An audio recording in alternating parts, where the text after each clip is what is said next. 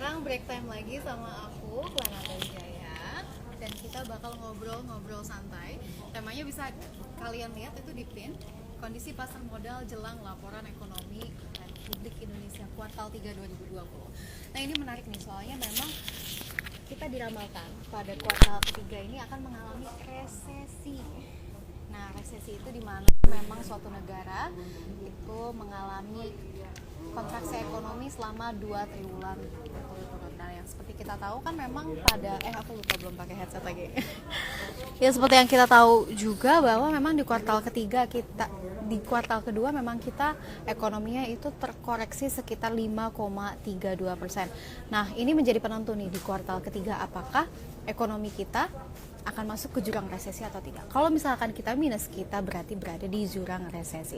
Dan kita nanti bakal tahu apakah kita akan masuk jurang resesi atau enggak. Itu nanti di tanggal 5 November 2020 di mana nanti BPS akan memberitahu kalian bagaimana kondisi ekonomi Indonesia pada kuartal ketiga gitu. Nah, tapi step aside from that, we're going to talk about capital market di Indonesia sama analis dari MNC Sekuritas, yaitu Ibu Katrina Vincentia. Langsung saja kita tergabung ya sama MNC Sekuritas.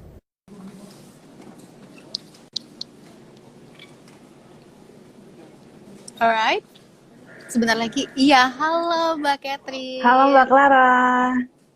Halo Mbak Catherine, apa kabar nih di tengah pandemi? Sehat-sehat terus kan? Baik. Iya, Mbak Catherine, kita mau ngobrol Mm-mm. santai aja nih terkait dengan Mm-mm. kondisi pasar modal jelang pelaporan keuangan ekonomi Indonesia di kuartal ketiga. Tiga. Jadi kita santai aja ya, karena memang topik kan berat banget ya Mbak ya, dan memang resesi Mm-mm. itu di depan mata yang kita nggak bisa hindari lagi. Kalau menurut Mbak gimana sih kuartal ketiga nih Nah, kita bakal gimana? kalau misalkan dibilang resesi itu cuma berdasarkan dari GDP sih enggak juga ya, karena itu Hmm, cuma merupakan salah satu oke. ininya aja, tanda gitu. Nah, tapi sebenarnya kalau Indikator. misalkan kita mau bilang, iya indikator. Kalau misalkan kita mau bilang Mm-mm. resesi itu sebenarnya banyak faktor. Yang pertama ada namanya inverted yield curve. Itu ketika misalkan Oke. suku bunga obligasi ya, misalkan kalau di Indonesia suku bunga obligasinya yang jangka panjang sama jangka pendek itu lebih Mm-mm. tinggi. Nah, itu biasanya itu udah menandakan akan adanya terjadi resesi begitu. Nah, yang Oke. kedua itu dari GDP. GDP yang nanti akan Mm-mm. rilis tanggal 5 November. Nah, Deg-degan terus nggak ada Mbak? juga tapi kita udah tahu lah ya, udah price in lah Iyalah gitu ya. kalau misalnya disebutnya. Nah, terus selanjutnya ada lagi kalau misalnya kita lihat data pengangguran, mungkin kalau di Indonesia nggak begitu kelihatan ya, kalau kayak seperti di Mm-mm. US gitu data pengangguran setiap minggu ada, itu kita nggak begitu kelihatan. Tapi yang bisa kita lihat itu misalkan dari PMI manufacturing yang hari ini juga tadi baru dirilis, terus Mm-mm. inflasi sama retail sales. Jadi kan itu bisa kelihatan Mm-mm. secara garis besar industri kita tuh gimana sih, masyarakat tuh Mm-mm. konsumsinya gimana selama pandemi, terus nanti kayak hasilnya secara garis besar baru kita bisa lihat di GDP gitu. Nah, hari ini kebetulan Mm-mm. memang tuh lagi ada pengumuman untuk dari PMI Market Manufacturing sama inflasi Mm-mm. Ini bisa yang disampaikan nggak tuh Mbak? tadinya, iya ini kemarin estimasinya menurun ya. Kemarin di Mm-mm. September untuk market Mm-mm. manufacturing itu di level 47,2. Mm-mm. Nah, level Oke. yang kita bisa bilang bagus itu di level 50. Itu biasanya Mm-mm. dibilang ekspansif. Artinya industrinya udah mulai berkembang lagi gitu. Nah, kemarin sempat turun kan Oke. karena pandemi. Jadi kita Mm-mm. lihat di bulan September itu dia di level 47,2. Nah, untuk di Oktober sendiri sebenarnya diestimasikan tuh turun ke 46. Mm-mm. Cuman ternyata barusan keluar datanya itu ternyata lebih baik di level 47,8, hampir 48. Masih di 47 ya, malah mau ke 48 Iya, ini. tapi Berarti kita iya, tapi kinerja membaik gitu industrinya ya. bagus ya. Oke, oke. Biarpun belum ekspansif gitu ya. Itu at least kita Mm-mm. ada recovery lah namanya. Nah, kemudian Jadi kalau juga untuk data misalkan inflasi ekspansif sendiri, itu di atas 50 gitu ya Mbak ya? Oke, oke. iya, iya. Nah, untuk data inflasi juga kan itu juga menjadi salah satu faktor ya resesi. Itu juga kemarin sebenarnya ada di level 1,42% inflasi kita di bulan Oke. September. Mm-mm. Nah, sebenarnya diekspektasikan akan meningkat nih ke 1,5%. Tapi ternyata peningkatannya nggak setinggi itu, peningkatannya tipis ke 1,44 gitu di bulan Oktober ini. Jadi memang sebenarnya kelihatan ada recovery tipis sedikit, tapi masih di bawah yang ekspektasi. Gitu. Oh gitu, iya memang kalau misalkan kita lihat dari data gitu, memang Indonesia itu showing recovery ya Mbak ya, maksudnya nggak Iya. melulu ya semuanya juga unlock ya in the end of the day, tapi memang kita showing recovery which is a good thing ya nggak sih Mbak? Iya. Gitu. Nah, Terus, makanya ya, maksudnya kalau misalkan kita cuma untuk nunggu GDP di tanggal 5 itu sebenarnya udah ketinggalan lah ya. Kalau misalnya kita bisa lihat dari yang tadi data-data itu, bahkan mungkin dari awal bulan Juli ya, kita udah bisa lihat gimana sih perkembangannya dari yang saya bilang tadi, PMI, terus retail sales, sama inflasi itu, apakah turun atau naik gitu. Trennya kalau misalkan kelihatan menurun ya berarti kita sudah bilang sebenarnya kita sudah resesi. gitu ya, betul ya. Jadi maksudnya orang-orang kan lagi pada nungguin nih pengumuman 5 November. Sebenarnya itu nggak begitu penting karena ada indikator-indikator lainnya. Iya, ada indikator lain. Cuma kan maksudnya kayaknya lebih official aja ya kalau misalkan GDP, karena itu kan benar-benar indikator besarnya gitu. Oke Mbak, nah kan kita udah tahu tuh ya, Mbak tadi udah elaborasi banyak sekali terkait dengan indikator-indikator itu. Tapi memang kita harus mengakui ya Mbak ya, di kuartal kedua tuh emang serem banget, kita minus 5,32%. Nah, sekarang nih di kuartal ketiga memang harusnya kan PSBB udah transisi ya di Jakarta, dan juga udah beberapa kota itu sudah tidak memperlakukan lockdown lagi. Harusnya akan lebih baik daripada kuartal kedua kan. Tapi tetap aja kalau misalkan ini dinamakan resesi kalau misalkan minus. Nah, sebenarnya ini membawa sentimen yang kuat sekali nggak sih Mbak untuk capital market? Sebenarnya kalau untuk ke pasar modal sendiri ya, untuk resesi ini seperti yang tadi aku udah bilang sih, kayaknya tuh untuk investor sendiri udah ngeliatin juga data-data global, itu udah price in banget. Oh kita kayak udah facing the facts gitu, kalau emang sebenarnya kita tuh udah resesi, cuma nunggu the big news-nya aja. Jadi kayaknya kelihatan emang udah kelihatan gitu ya? Trennya kan trennya udah mulai menurun. Misalkan, oh ya nih udah mau pengumuman, misalkan takutnya memang ada masih beberapa investor yang mengambil news itu sebagai sentimen negatif begitu kan, makanya mereka mulai keluar dulu dari sekarang, misalkan seperti itu. Nah, sentimennya sendiri kalau misalkan kemarin-kemarin juga dari proyeksi Kementerian Keuangan itu kan juga telah diumumkan ya, diumumkan juga mereka memperkirakan gitu kalau misalkan ekonomi Indonesia akan bertumbuh negatif di rentang -1 hingga -2,9%.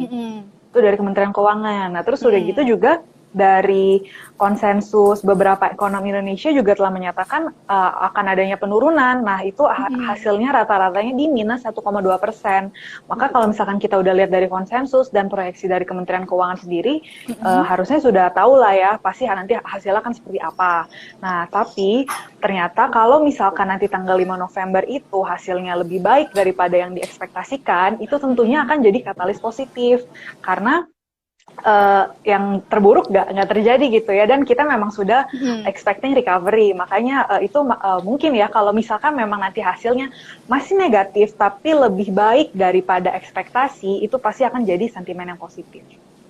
Oke, kita jadi berharap ini nggak akan seburuk itu ya, semoga indikator-indikatornya yang lain selain juga GDP gitu ya, itu akan baik gitu. Mbak, aku mau nanya dong sekalian nih, pasti semua orang juga pada kepo nih di sini.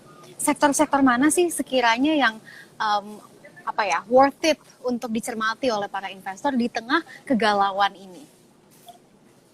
Nah, kalau misalkan untuk sektor sih sebenarnya ini lebih dilihat oleh investor. Kenapa? Karena sekarang investor lagi gak cuma cermati untuk data GDP-nya aja nih, tapi sekarang lagi juga nunggu untuk US election yang kita tahu bakal diselenggarakan besok ya, 3 November. Nah, untuk makanya investor nih kita lihat mungkin masih wait and see ya, kalau misalkan untuk menunggu hasilnya ini, karena hasilnya kan untuk votingnya ini kan nggak bisa secara langsung. Jadi kan harus dikumpulin dulu tuh votingnya, dan pengumumannya mungkin nggak besok langsung gitu kan, tapi mungkin kurang lebih 3 hari dari hari pemilihan. Nah, investor mungkin wait and see. Nah, tapi kan kalau misalkan kita bisa lihat ya dari beberapa contender untuk di US election ini jadi ke US election ya, karena Iya, memang iya, iya. highlight di investor kelihatannya ke sana gitu ya. Karena kemarin kita lihat juga kan memang untuk Dow Jones atau bursa global tuh memang turun terus kan ya, Wah, karena turun memang banget sih. highlightnya iya, makanya untung kemarin kita juga libur gitu ya, jadi kayak terselamatkan lah jatuhnya gitu. Tadi juga Iya, kita penutupan jadi sesi satu Selasa kan ya kita tutup. turun lagi kan penutupan sesi satu karena memang kita masih adjusting dengan bursa global. Iya, Dan iya. bursa global Apalagi memang minggu isunya lalu, lagi iya, minggu bursa lalu memang global ya kalau isunya kita masih US pantau nih, election. kalau kita pantau juga Mm-mm. minggu lalu Dow Jones turun 0,59%, Nasdaq Iya. anjlok di 2,45%, Mm-mm. S&P aja ini melemahnya 1,5%, tuh gede banget ya Mbak ya, Iya. parah. Penurunan iya minggu lalu tuh mulai mau menandingin penurunan mereka tuh pas bulan Maret, makanya lumayan besar karena memang khawatiran investor nih cukup besar menjelang US election ini karena kan ada stimulus. Kemudian dari dua lawan presiden ini kan memang view-nya agak beda ya. Jadi kalau misalkan Beda kita banget. lihat kalau misalkan kita lihat kalau dari Biden sendiri kan mungkin stimulusnya akan lebih besar ya karena dari Demokrat. Terus mungkin kalau misalkan Biden itu kan nggak sedefensif Trump ya. Jadi kalau misalkan untuk perang dagang China mungkin kita lihat tensinya bisa menurun. Nah, terus udah gitu juga untuk Biden sendiri dia kan nggak begitu bukan dibilang nggak pro ekonomi ya, cuma maksudnya dia lebih holistik, lebih keseluruhan gitu, nggak cuma ekonomi doang. Nah, makanya Environment untuk gitu ya. iya, healthcare segala macam. Nah, makanya dia lebih memfokuskan untuk yang lain, Mak. Untuk itu, untuk yang dari ekonominya sendiri, dia akan mengusulkan kalau corporate tax itu diturunin. Karena kan kemarin kalau Trump itu kan lebih pro ekonomi ya kelihatannya ya. Iya. Dia itu menurunkan pajak-pajak dari perusahaan. Nah, kalau misalkan untuk Biden sendiri ini mau dinaikin lagi gitu kan. Jadi kalau misalkan kita lihat dari Biden sendiri ada bagusnya juga kalau misalkan perusahaan itu pajak-pajaknya dinaikin. Misalkan jadikan di sana pajaknya mahal, investor ngelirik di sana jadi kurang menarik gitu ya. Jadi kan investor inflow-nya bisa masuk ke tempat lain, salah satunya Bener emerging banget. market atau Indonesia sendiri gitu. Nah, tapi nggak semuanya jelek juga dari Biden gitu. Dari Trump juga itu juga ada bagusnya sih. Kayak misalkan kalau Trump itu lebih fokus ke sektor-sektor oil and gas. Nah, ini juga untuk sektor-sektor defensif, kayak untuk telco sama tobacco itu juga masih cukup bagus sih kalau misalkan Trump yang naik nanti. Oh gitu, iya iya. Ini menarik banget ya, US elections jadi lebih isunya lebih hot ya daripada resesi. Iya, sebenarnya sih iya. Orang juga udah kayak ya udahlah kita bakal resesi juga sih, gitu kali ya. Tinggal nunggu big newsnya aja nih tanggal 5 November gitu. Tapi kalau menurut Mbak ini, kalau misalkan ya kita jadi ngomongin elections, gak apa-apa nih Mbak? Nggak apa-apa. Kalau misalkan untuk pasar modal ya, itu lebih baik Trump atau Biden sih? Ini aku benar-benar penasaran sih. Kalau dari kacamata analis tuh pastinya kan mereka berdua tuh kiblatnya beda, perspektifnya beda, dan kebijakannya, kecondongannya pasti beda gitu. Dari analis bagaimana nih Mbak? Nah, kalau misalkan Trump sendiri ya, kita kan udah lihat nih 4 tahun dia berjalan. Sebenarnya kita nggak bisa bohong ya kalau Trump itu benar-benar mengangkat pasar, apalagi di bursanya Amerika Serikat. Karena memang kita udah lihat dalam 4 tahun berturut-turut Trump tuh berhasil rata-rata naikin Dow Jones dan S&P tuh sekitar 13% setiap tahun. Sekali, betul. Nah, itu kan artinya lumayan bagus dong, sampai mereka yang menyebutnya Trump trade, karena memang Trump itu sampai efeknya sebegitunya gitu ke pasar modal. Nah, untuk ekonomi sendiri juga sebenarnya kita bisa lihat sebenarnya not bad, cuma mungkin dari cara dia penanganan COVID kemarin aja gitu kan. Nah, kalau misalkan dari Biden sendiri, itu kan seperti yang tadi aku bilang, outflow-nya ada kemungkinan untuk ke kita gitu. Jadi ada juga untungnya gitu kan. Nah, tapi memang masing-masing dari contender ini punya sektornya masing-masing yang menguntungkan. Nah, kalau misalkan Biden sendiri, kita lihat tuh lebih ke pro green energy gitu misalkan. Kalau green energy kan artinya kan untuk biodiesel, itu kan lebih kuat di komoditi CPO. Nah, apalagi Indonesia juga bagusnya tuh dia di komoditi. Indonesia tuh very strong untuk komoditi. Kita ada CPO, nikel, coal. Nah, untuk CPO sendiri tentunya kan kita juga pasti masih bisa untuk ekspor gitu kan. Iya, dan ngelihat juga kemarin ekspor ya.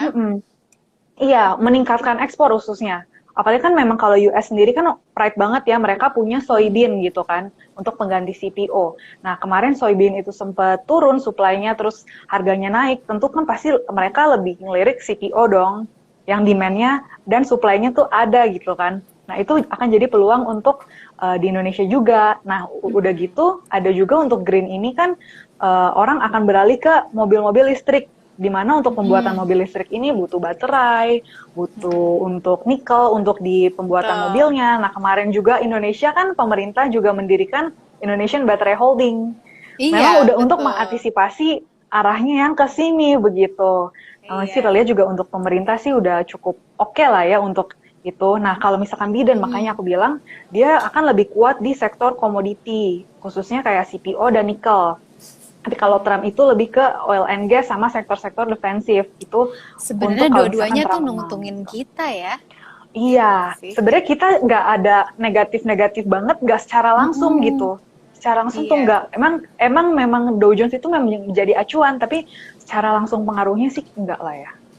Tadi Mbak tuh sempat berbicara terkait dengan memang Trump ini diidolakan ya kalau misalkan kita Mm-mm. berbicara dengan dari sisi Dow Jones naik, S&P naik, Mm-mm. Nasdaq naik gitu ya. Kita nggak bisa deny itu prestasinya Trump. Tapi banyak sekali juga orang-orang yang cenderung kecewa terhadap Donald Trump penanganan COVID-19. Nah, di sini nih Mbak, yang aku mau highlight. Penanganan COVID-19 di seluruh dunia juga sekarang lagi agak tersendat ya. Contohnya misalkan Inggris, Mm-mm. sekarang dia baru aja mau lockdown sampai Lockdown bulan lagi Desember ya. lagi. Mm-mm. Jerman, Perancis itu udah kayak mau ngekat lockdown dari segi ekspor impornya juga ya. Nah, sebenarnya berarti kalau misalkan kita bilang sentimen COVID-19 ini berpengaruh nggak sih Mbak sama si pasar modal di global ya? Kita ngomong global nih sekarang. Karena sekarang kayak cenderung lagi hype lagi gitu loh Mbak. Ketakutan Iya, akan karena ya COVID-19 ini. jatuhnya kayak second wave atau third wave lagi ya kalau Iya, misalkan secara global. exactly. Uh-huh. Kalau misalkan di Indonesia sendiri sebenarnya kita lihat first wave tuh nggak pernah selesai ya. Indeed. Karena nggak pernah yang benar-benar turun, lalu naik lagi gitu kan enggak ya. Jadi kayak kita masih first wave lah jatuhnya. Nah, tapi kalau di luar kan mungkin emang beberapa negara Eropa tuh lebih berani ya untuk lockdown. Makanya kemarin sempat turun. Nah, tapi maksudnya kalau untuk kemarin dibuka lagi terus mulai meningkat lagi itu memang pasti meningkatkan kekhawatiran sih karena memang untuk di Eropa dan Amerika Serikat sendiri tuh rumah sakitnya mulai penuh kapasitasnya jadi kan nggak mungkin mau dikemanain lagi dan untuk perkembangan vaksin pun kita juga nggak bisa expect yang secepat apa sih gitu paling cepat juga kita expect untuk mungkin uji klinisnya di first Q 2021. Nah kalau untuk Trump sendiri kemarin kesalahannya itu dia banyak dibilang ya karena dia tuh tidak melakukan lockdown itu demi juga menjaga ekonomi. Nah makanya kemarin sempat di presidential debate juga itu didebatkan tuh kepada Biden. Biden kan lebih pro healthcare ya. Dia bilang memang seharusnya kita lockdown dong, kita udah kehilangan banyak banget ratusan ribu orang gitu kan. Apalagi sekarang di US udah nyentuh 9 juta kasusnya, 9 juta lebih. Nah kalau misalkan untuk Trump sendiri dia lebih pro ekonomi karena kayak ini nggak mungkin lah kalau kita lockdown nanti mau seperti apa gitu untuk kedepannya. Jadi kayak kalau Trump tuh lebih bilang untuk learn to live with it gitu. Untuk dengan pandemi itu kita harus bisa beriringan gitu. Somehow dia emang agak realistik ya dibanding selling dreams gitu. Tapi ya Iya, people benar. want to have dreams. But then anyway Mbak Nia, memang perkara lockdown gak lockdown itu nggak cuma di Amerika, tapi waktu itu Boris Johnson juga dia Prime Minister Inggris juga dia kan waktu itu bilang kita nggak akan lockdown for the sake of protecting economy terus balik lagi lockdown sekarang. Nah sekarang Indonesia nih kita ngomongin Indonesia. Sekarang Jakarta udah masuk PSBB transisi. Nah maksudnya sekarang tuh udah nggak se-strict waktu itu. Mungkin kita bisa throwback pas dari April sampai sekarang tuh udah agak ease aja gitu loh Mbak. Dilihat juga dari yang lain-lain ya daerah-daerah kayak Jawa Barat dan ya di luar Jakarta gitu, itu juga udah agak mulai longgar Mbak PSBB-nya ini. Ini berpengaruh nggak sih Mbak sebenarnya sama pasar modal di Indonesia? Pengaruh sih sebenarnya lebih pengaruh ke psikologinya investor ya kemarin. Karena kan kemarin yang pas kita bulan September ya, ada sempat tiba-tiba kita balik PSBB lagi kan ya. Nah itu kan langsung indeks tuh turun kan. Itu Turun karena kan banget ya. iya, investor tuh takut dong kalau misalkan oh PSBB lagi gitu. Nah terus nanti kayak retail tutup lagi. Itu kan kemarin aja yang imbas dari PSBB yang pertama aja udah separah apa kita udah bisa lihat kan di second Q gitu kan. Terus kita mau lockdown lagi untuk PSBB lagi, langsung investor takut. Nah, kemudian makanya kita bisa lihat ternyata pas ketika di lockdown pun itu nggak begitu yang seketat yang dulu gitu kan ternyata. Dan ternyata bisnis-bisnis masih boleh buka, retail boleh buka, jadi ekonomi itu masih running lah. Jadi kayak jatuhnya investor tuh, oh kayak apa ya, di wash away lah untuk khawatirannya ternyata, oh nggak seburuk itu, kan mulai naik lagi gitu. Makanya sebenarnya kalau misalnya kita lihat sekarang, new normal, kita bilang ya udah lumayan normal lah ya kalau misalkan kita jalan-jalan, kita lihat udah rame banget kan. Ya mau jaga protokol gimana rame gitu, tapi maksudnya kayak karena orang udah ngelihatnya lebih ya udahlah gitu, jalan aja gitu. Tapi akhirnya kan at least ekonomi juga jadi lebih running gitu kan. Dan memang case kita belum begitu melandai ya, tapi maksudnya much better lah. Kita masih ada jaga gitu untuk itu. Makanya untuk kedepannya sih lebih baik. Tapi untuk di November ini memang kita perkirakan di second week dari November ini akan ada penurunan karena US election itu. Exactly. Nah, kalau misalkan kita ngomong November nih ya Mbak ya, kemarin memang kita cuma 2 hari ya kemarin masuknya ya, jadi kayak ditutupnya juga menguat kemarin. Tapi kita lihat nih, pagi-pagi aku akan menampilkan data dari RTI yang benar-benar membuat hati investor agak ketar-ketir ya. Pertama, IHSG pagi ini dia dilanda oleh aksi profit taking, dan pada 9.10 indeks itu terkoreksi 0,73%, dan tadi juga kita bisa lihat ya pada penutupan perdagangan sesi pertama itu juga menurun juga, terkoreksi 0,3%. Ini sebenarnya normal nggak sih di awal November nih kok kita udah dikejutkan dengan koreksi 2 kali ini? Sebenarnya kalau misalkan dibilang wajar sih wajar ya, karena kan kita masih nge-price in adjusting dengan bursa global tadi, karena kan bursa global kan minggu lalu parah banget ya. Apalagi kalau misalkan minggu lalu sih penutupannya negatif, kita ya wajar aja karena kan investor takut ya long weekend, uncertain gitu ya pasar gimana, jual dulu, profit taking dulu. Nah, tapi kalau misalkan untuk sekarang, kita memang prediksikan IHSG hari ini memang akan terkoreksi gitu di level 5.060 hingga 5.160. Jadi akan sideway dulu. Iya, range-nya. Oke. Range untuk IHSG hari ini. Oh, nah, siap, ya, karena memang untuk adjusting dulu dengan bursa globalnya gitu. Jadi mau nyamain posisi dulu dan ngelihat juga situasi, kan investor juga masih wait and see. Betul. Jadi memang untuk beberapa minggu ke depan ini masih diproyeksikan akan mengalami tekanan ya Mbak ya, karena memang ada US elections ini. Jadi ini kalau berarti misalkan gimana? Ya, kalau dari MNCS sendiri, kedengeran kan ya? Kedengeran. Nah, kalau misalkan dari MNCS sendiri sih untuk prediksi IHSG di bulan November ini, kita perkirain masih sideway ya, dan cenderung turun. Karena menunggu pengumuman US election itu pertama. Nah, terus kemudian juga kita memang ada bikin namanya Primbon Index sih. Itu Primbon Index itu kita sudah, Primbon Index itu kita MNC udah bikin dari tahun 2018. Jadi kita akan memproyeksikan pakai Primbon Jawa dan Elliott Wave, yaitu technical gitu. Seriously, untuk Primbon pergerakan Jawa? Iya. Jadi ada kerjasama dengan profesor dari Universitas Indonesia itu Dr. Darmoko untuk bikin Primbon Index ini. Nah, ya makanya kan misalkan beberapa sekuritas lain punya Feng Shui kayak gitu. Kita punya Primbon. Nah, menurut Primbon, lokal sekali. Bagaimana iya menurut makanya. Primbon? Iya, jadi untuk Primbon Index ini aku jelasin lagi dulu. Untuk kayak kita membuat proyeksi pergerakan IHSG selama 1 tahun. Nah, jadi kita tuh kemarin bikin di tahun 2019, untuk di tahun 2020 kita nggak ganti ya, karena kemarin kan memang ada turun dalam di bulan Maret gitu ya. Baik. Nah, cuman kita udah lihat nih sejak penurunan itu, pergerakannya itu udah cukup inline dengan apa yang kita proyeksikan. Nah, memang untuk di November ini, kita proyeksikan hingga minggu kedua tuh akan mengalami penurunan ke level 4.800 hingga 5.000. Itu udah diprediksi sama Primbon? Iya. untuk pergerakannya ya, nanti bisa dicek di website mncsekuritas.id. Ada di Oke, oke, kompendium. oke, oke. Nanti. Oke. Nah, jadi Mm. untuk dari penurunan ini kita bisa sarankan untuk investor untuk akumulasi dulu saham-saham yang bisa di buy on weakness untuk mumpung lagi penurunan gitu kan, karena kita bisa bilang nanti untuk di Desember bisa jadi ada aksi window dressing dan nanti di Januari ada January effect gitu. Mm-mm. Wow, window dressing, January effect itu udah tertuliskan di Primbon. Itu keren sih, itu keren sih, itu keren sih. Itu kearifan lokal dicampur dengan science gitu ya. Dan technical analysis, it's really good, it's really good. Oh Iya. iya juga, karena memang kita kan, aku udah bilang di awal Mbak, kita akan chit-chat juga kan sama para sobat investor ini. Jadi kalau kalian mau bertanya apapun itu kepada Mbak Catherine, silahkan nanti Mbak Catherine jawab ya Mbak ya, bantu jawab gitu.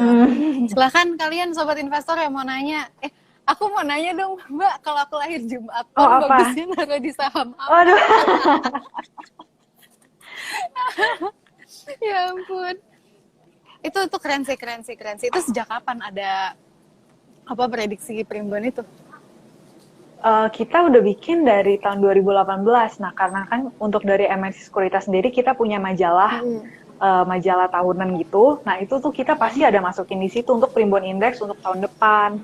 Nah, biasanya juga kita untuk misalkan edukasi gitu, kita memang ada tampilin sih untuk Primbon pergerakannya sampai bulan Oktober ini, sampai November ya sekarang ya. Itu gimana, inline nggak sih gitu kan? Kan kalau misalkan nggak akurat, kita malu dong untuk nampilin gitu kan. Oke. Makanya Jadi ternyata inline gitu kan. Jadi kayak ya boleh lah untuk kita ngelihat ke depan kan lumayan kita punya tolak ukur gitu. Iya, ada lah ya tolak ukur kearifan lokalnya gitu. Oke, siap. Mbak, ini ada satu pertanyaan dari sobat investor yang kayaknya pengen tahu banget nih terkait dengan salah satu sektor yang sangat seksi di Indonesia. Kata Pak Edo, ambil saham batubara masih oke atau enggak? Batubara, kita nggak mention batubara tadi. Coba menurut Mbak, saham batubara ini masih oke nggak sih? Kalau batubara sendiri, kalau misalkan kita lihat ya secara komoditas tuh harganya sebenarnya naik ya untuk akhir-akhir ini kita bisa lihat. Sekarang di level 558 itu udah naik, pokoknya dari kemarin tuh turun banget sampai 50-an. Nah, memang kita prediksikan untuk pergerakan harga batubara ini di sekitar 55 hingga 60 lah paling tinggi. Memang kalau misalkan dari batubara sendiri sentimennya masih dari mendekati musim dingin ya. Kan musim dingin pasti demand untuk batubara lebih tinggi. Nah, kita expect begitu. Nah, tapi kemarin isunya dari China sendiri itu ada melarang untuk impor batubara dari Australia karena memang dari segi inventory dari China sendiri tuh overflow. Nah, itu jadi sentimen yang cukup negatif sebenarnya. Kedua, dari Omnibus Law sendiri ya, kemarin untuk batubara itu kan akan adanya PPN sama royalti. Nah, dari PPN sendiri sebenarnya juga sentimennya lebih ke negatif karena PPN ini kan akan ditanggung either dari company atau dari pembeli atau burden sharing gitu kan. Nah, itu kan nanti kan akan fluktuasinya di harga gitu. Nah, itu sentimen negatif kedua sebenarnya. Nah, yang ketiga royalti 0%. Nah, ini sebenarnya cukup positif tapi cuma untuk beberapa emiten doang. Karena untuk royalti 0% ini bakal dikasih ke perusahaan-perusahaan yang udah hilirisasi. Jadi misalkan dari batubara dia jadiin gas, dari batubara dia dibikin briket kayak gitu. Dan itu cuma beberapa doang. Misalkan kalau batubara dijadikan listrik pakai PLTU gitu kan. Nah, itu memang yang paling menguntungkan itu di sini Adaro karena Adaro punya PLTU yang iya, Adaro masih oke lah ya. PLTU-nya Adaro masih paling gede. Terus dia juga banyak bisnis di hilirisasi bisnis, dia mulai mau bangun untuk yang hilirisasinya itu kalau PTBA sendiri kan ada kerjasama dengan pemerintah untuk gasifikasi. Nah, itu juga PTBA juga punya beberapa PLTU walaupun nggak sebesar Adaro ya, Adaro masih paling gede kita lihat. Tapi maksudnya pokoknya bisa dilihat ya untuk emiten-emiten yang memang udah mulai melakukan hilirisasi itu lebih bagus gitu dibandingkan emiten-emiten seperti contohnya Harum atau ITMG yang masih cuma mengandalkan ekspor doang. Karena memang ekspor itu apalagi nanti Jokowi nanti bakal nge-ban atau ngelarang ekspor bener-bener batu bara yang mentah, belum diapa-apain gitu kan. Karena memang dari Indonesia sendiri tujuannya mau ningkatin value dari batu bara itu untuk diekspor. Jadi kita nggak cuma ekspor barang mentah doang.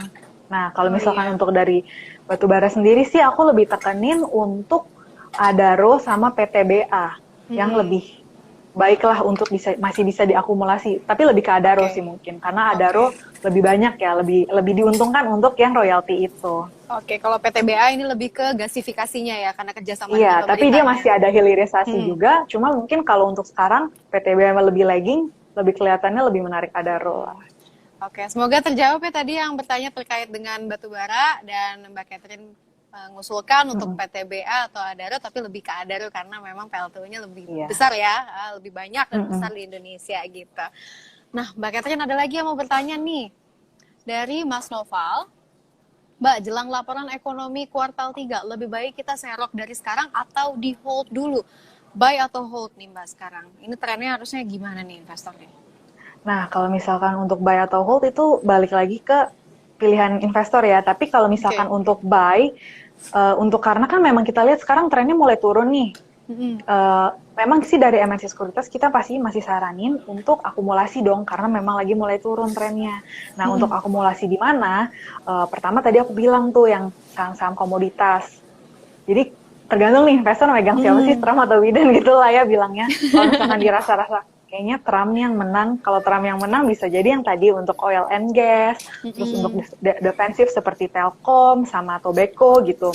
Nah, tapi kalau misalkan lebih pro Biden gitu ya, kalau Biden kan akan lebih menguntungkan ke sektor-sektor komoditi seperti tadi aku bilang CPO sama nikel, karena dia lebih pro green energy gitu. Jadi lebih untuk ke komoditas. Kalau misalkan untuk akumulasi mungkin aku sarankan lebih komoditas sekarang. Oke. Jadi lebih ke komoditas. Baik. Ada satu pertanyaan lagi Mbak dari Sobat Investor. Nggak apa-apa ya Mbak ya? Iya. Dari Tanya Pak aja. Stanley. Halo Kak, bagaimana menurut Kakak tentang emiten industri kesehatan? Oke, alat kesehatan seperti ERRA, KALB, secara 2021 wacananya vaksin akan siap. Nah, ini lebih pertanyaan ke emiten yang bergerak di farmasi ya sebenarnya. Farmasi, kayak kesehatan gitu ya Mbak, bisa kita bilang. Itu gimana Mbak menurut Mbak? Kalau farmasi sih memang kedorong banget ya, kita bisa lihat ya kemarin naik banget ya ketika vaksin-vaksin itu. Nah, kalau misalkan untuk trading sendiri sih, karena kalau misalkan untuk berita vaksin ini ketika keluar kemarin bisa jadi naik atau turun, itu agak volatil ya untuk farmasi. Tapi kalau misalkan untuk investasi, untuk kedepannya karena memang kita lihat vaksin kan akan lebih baik ya di tahun depan, apalagi mulai pendistribusian itu mungkin lebih baik. Tapi kalau misalkan untuk trading sendiri, balik lagi ke investornya, suka nggak saham-saham yang volatil kayak gitu, berani nggak ambil resiko deg-degan gitu kan, kayak ngelihat harganya wah turun, tiba-tiba naik kayak gitu. Kalau untuk prospek pasti bagus, tapi maksudnya untuk trading atau invest itu kembali lagi. Jadi ini sih terkait dengan appetite dari investornya aja gitu ya Mbak ya? Iya. Intinya high risk high return gitu ya? Kalau Mbak nyaraninnya selain komoditas apa sih Mbak? Kalau selain komoditas, pasti consumer sih, karena kita juga menjual. Iya, itu defense ya. Iya, kalau misalkan untuk consumer sendiri, karena kita juga menjelang Desember ya. Kalau misalkan Desember, pokoknya hari-hari raya deh, menjelang Desember atau kemarin Lebaran gitu ya, itu pasti consumer tuh akan naik. Jadi consumer tuh kan lebih seasonal. Jadi kalau misalkan kita mulai nyicil nih dari sekarang, itu biasanya kedorong tuh nanti di bulan-bulan festif gitu, mendekati Natal gitu. Dan juga didorong oleh window dressing nanti di bulan Desember gitu. Oke, Mbak, ini ada pertanyaan sekali lagi nih. Paling kuat di sektor apa dalam menghadapi resesi dampak pandemi? Apakah sektor perbankan masih akan kuat meski pertumbuhan kredit lambat? Nah, tadi kan kita udah loncat-loncat nih ya dari sektor energi terus ke farmasi, sekarang Mm-mm. perbankan gimana nih? Ini biasanya perbankan menjadi primadona, tapi aku pengen tahu nih analisa dari Mbak Catherine itu gimana? Kalau perbankan sendiri sebenarnya kita lihat kemarin kan udah mulai keluar tuh ya untuk laporan TQ-nya. Dan kayak Mm-mm. memang sih turun gitu kan, turun. Tapi maksudnya kalau misalkan kita lihat turun dibandingkan dengan Mm-mm. konsensus itu sebenarnya masih lebih baik gitu ya. Jadi Oke. makanya kayak kemarin harusnya misalkan diekspektasi penurunannya sekian, tapi Mm-mm. ternyata hasilnya lebih baik gitu. Penurunannya nggak Mm-mm. sedalam yang kita expect gitu kan. Nah, Mm-mm. itu juga masih oke sih, tapi untuk selected banks aja gitu. Jadi mungkin masih untuk di big caps seperti BBCA, BBNI itu masih oke Mm-mm. lah ya untuk Oke. dikoleksi. Mm-mm. Jadi kalau perbankan lebih baik yang big cap sekalian gitu ya Mbak ya? Mm-mm, mm-mm. Oke, oke, oke. Tapi back again nih kalau misalkan kita adu ya antara farmasi, perbankan sama energi, Mbak lebih condong ke consumer goods jangan bilang. Consumer Apa? itu pasti sih, Eh, itu selalu gitu ya. Mau di kondisi apapun, consumer mm-mm. selalu oke lah ya. Karena kan Mm-mm. kayak Unilever aja kemarin keluar laporan keuangannya pandemi gini, ya turun sih 1%. Tapi maksudnya kalau dibandingin dengan tahun lalu nggak pandemi, itu kan setara gitu loh. Orang kan nggak Iya, mungkin berhenti mandi, berhenti makan, berhenti gosok betul, gigi gitu betul kan. sekali, Pasti betul sekali. akan terus jalanin untuk kebutuhan yang itu kan membutuhkan misalnya Unilever lah atau merek-merek Mm-mm. lain yang consumer. Nah, itu pasti. Kalau misalkan untuk komoditas sendiri memang kita bisa bilang sih cyclical ya, ada Mm-mm. musimnya gitu. Gak selalu komoditas terus. Tapi kalau sekarang sih kita lihat memang lebih condong ke komoditas. Kalau Oke. aku lihat gitu ya. Nah, untuk sektor lain perbankan masih bisa dibilang ya lumayan lah ya karena yang keluar earnings Mm-mm. kemarin ternyata lebih baik gitu. Mungkin di 4Q-nya akan bisa lebih baik lagi gitu kan karena udah mau tutup buku. Itu Mm-mm. masih untuk oke lah diakumulasi tapi selektif tadi seperti yang aku bilang big caps.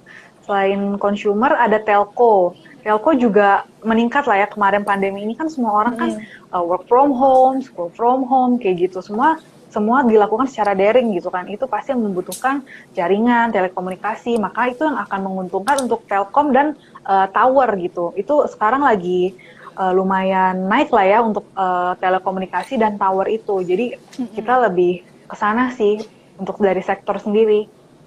Oke, baik. Mbak, itu kan ekspresinya sangat bagus banget ya. Tapi karena memang kita memiliki keterbatasan waktu dan kita benar-benar pengen nih diskusi sama para sobat investor. Ini kan kalian sudah mendapatkan nih, sobat-sobat nih, apa insight-insight baru nih dari Mbak Catherine. Nah, aku memperbolehkan kalian lagi untuk bertanya. Kalian bisa aja langsung nanya tuh di comment sections. Dibaca loh comment section saya sama tim kita. Nah itu nanti dipilih pertanyaannya nanti kita bakal tanyakan ke Mbak Catherine. Gak apa-apa ya Mbak ya ditanya-tanya ya. Iya. Tapi saya pada kepo nih sama capital market Indonesia naik turun naik turun. Kapan dia ke 6.500 Mbak? Wah, kalau itu jangan tanya. Kita semua mau gitu ya. Iya Cuma kalau sih. misalkan kita bandingkan sama sebelum pandemi, lihat gak, kita lebih berasa volatil sekarang nggak sih? Kayak pasar lebih Iya lebih iya. dinamis gitu ya nggak? Kalau Bener bener dibandingkan bener. sebelum pandemi kayaknya pergerakannya ya lumayan stabil gitu. Sekarang Mm-mm. naik turun lebih berasa gitu ya.